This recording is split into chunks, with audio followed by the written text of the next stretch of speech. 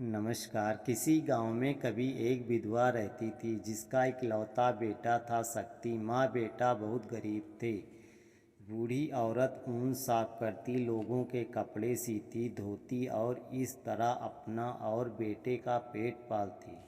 शक्ति जब बड़ा हो गया तो उसकी माँ ने कहा, बेटे अब मुझ में काम करने की ताकत नहीं रही, तुम्हें ज़रूर कोई काम तलाश करनी चाहिए और इस तरह अपनी रोजी रोटी कमानी चाहिए। अच्छी बात है माँ, शक्ति ने कहा और वह रोजगार की तलाश में निकल पड़ा। वह जहाँ तहाँ भटका मगर कहीं भी उसे कोई काम नहीं मिला। कुछ दिन बाद वह एक सेठ के घर पर पहुँचा। सेठ, क्या आपको नौकर की ज़रूरत है? शक्ति ने पूछा।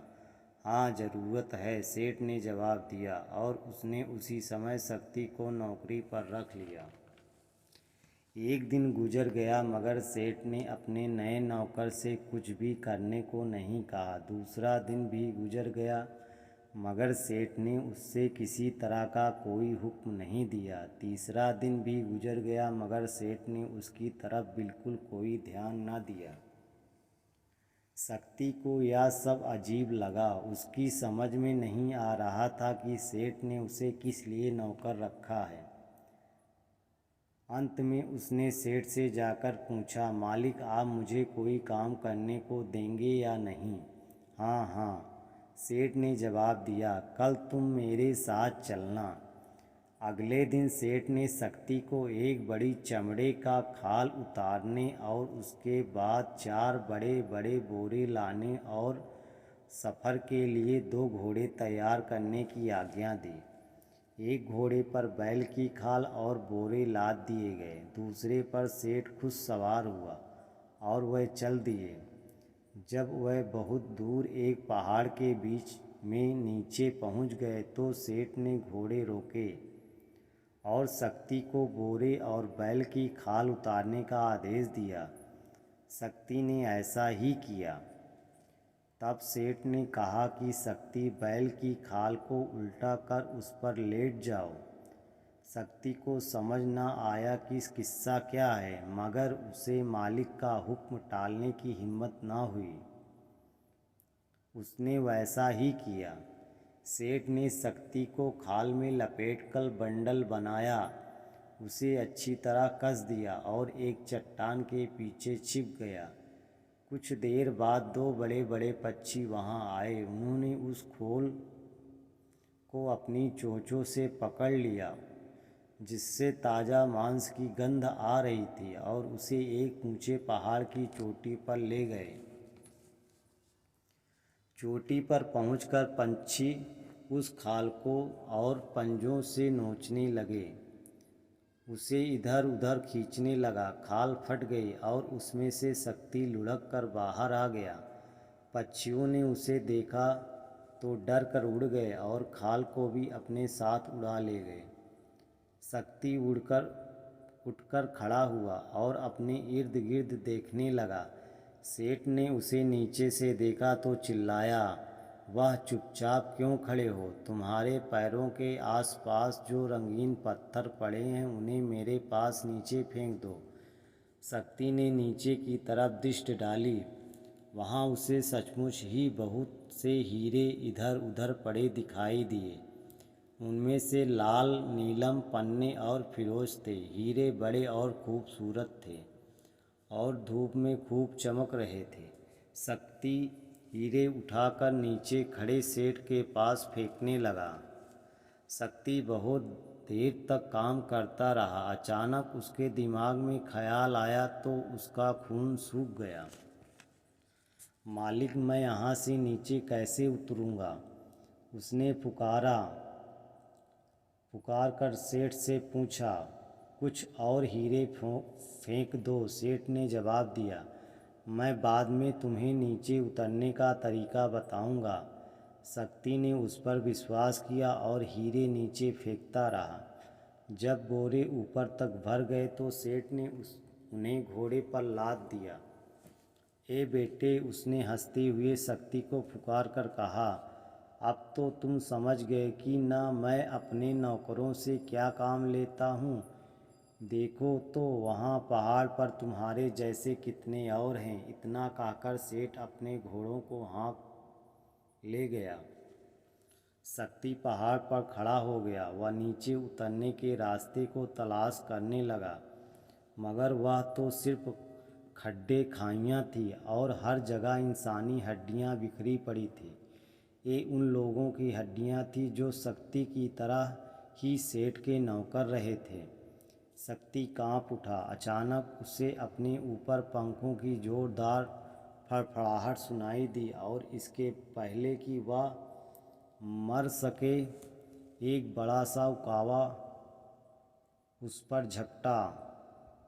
वह शक्ति के टुकड़े करने वाला था, मगर शक्ति ने अपने होशो हवास कायम रखे और अपने दोनों हाथों से उकाबा के पंजे पकड़ लिए और उन्हें कसकर पकड़े रहा। उकाबा जोर से चीखा, उड़ा और शक्ति को नीचे झटका देने के लिए चक्कर काटने लगा। आखिर वह थककर जमीन पर जा गिरा और जब शक्ति ने उसे छोड़ा तो वह उड़ गया। इस तरह शक्ति मौत के भयानक मुंह से सही सलामत निकल आया। वह बाजार में जाकर फिर से काम की तलाश करने लगा। अचानक उसने उसी सेठ, अपने पुराने मालिक को अपनी तरफ आते देखा। सेठ, क्या आपको नौकर की ज़रूरत है? शक्ति ने पूछा। सेठ के दिमाग में तो भूल कर भी यह बात नहीं आ सकती थी कि उसका कोई नौकर जिंदा भी लौट कर आ सकता है। ऐसा तो पहले कभी हुआ ही नहीं था।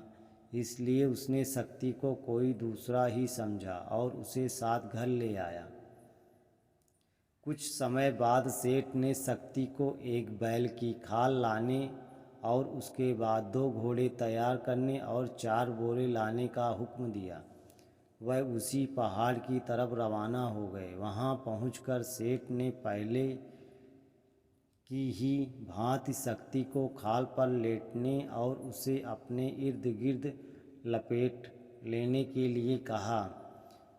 मुझे करके दिखाइए, मैं ठीक से समझा नहीं, शक्ति ने कहा सेठ से। इसमें समझने की बात ही क्या है, देखो ऐसे करना चाहिए, सेठ ने जवाब दिया और फैलाई खाल पर लेट गया। तब शक्ति ने तुरंत सेठ को लपेटकर बंडल बना दिया, उसे कसकर बांधा और एक ओर छिपकर खड़ा हो गया। अरे बेटे, सेठ चिल्लाया, या तुमने मेरे साथ क्या किया? मगर उसी समय वहीं 2 बड़े बड़े पक्षी उड़ते हुए आए और बैल की खाल को उड़ाकर पहाड़ की चोटी पर ले गए। वहां पहुंचकर वह खाल को चोंचों और पंजों से फाड़ने लगे, मगर बीच में सेठ को लिपटा देखकर डर गए और उड़ गए। सेठ लड़खड़ाता हुआ उठकर खड़ा हो गया। सेठ, वक्त बर्बाद मत करो, हीरे नीचे फेंको जैसे मैंने किया था, शक्ति ने नीचे से पुकार कर कहा। अब सेठ उसे पहचान गया और डर एवं गुस्से से कांपने लगा। तुम पहाड़ से नीचे कैसे उतरे? सेठ ने शक्ति से पूछा। कुछ हीरे नीचे फेंक दो, जब मेरे पास काफ़ी हो जाएंगे तो मैं तुम्हें बता दूंगा कि पहाड़ से नीचे कैसे उतरा जा सकता है, शक्ति ने जवाब दिया। सेठ हीरे नीचे फेंकने लगा और शक्ति उन्हें जल्दी जल्दी उठाने लगा। जब बोरे भर गए तो शक्ति ने उन्हें घोड़ों पर लाद दिया। सेठ, अब जरा अपने आसपास दृष्टि डालो, शक्ति ने पुकार कर कहा। जिन आदमियों को तुमने मौत के मुंह में धकेला था, उनकी हड्डियां सभी जगह बिखरी पड़ी हैं। तुम उन्हीं से नीचे उतरने का रास्ता क्यों नहीं पूछते? जहाँ तक मेरा सवाल है, मैं तो अपने घर चला। इतना कहकर शक्ति ने घोड़ों का मुंह मोड़ा और अपने घर की ओर चल दिया। सेठ पहाड़ की चोटी पर इधर उधर दौड़ता हुआ धमकियां देता और चीखता चिल्लाता रहा, मगर व्यर्थ। यहाँ उसकी आवाज़ सुनने वाला ही कौन था? और अंत में उसका वही हाल हुआ जैसा अनेक लोगों का उसके बुलावे में आकर हुआ था। सच है, दुष्टता का फल अवश्य मिलता है। हमारी कहानी अच्छी लगी तो प्लीज़ लाइक, सब्सक्राइब, कमेंट ज़रूर करें। धन्यवाद।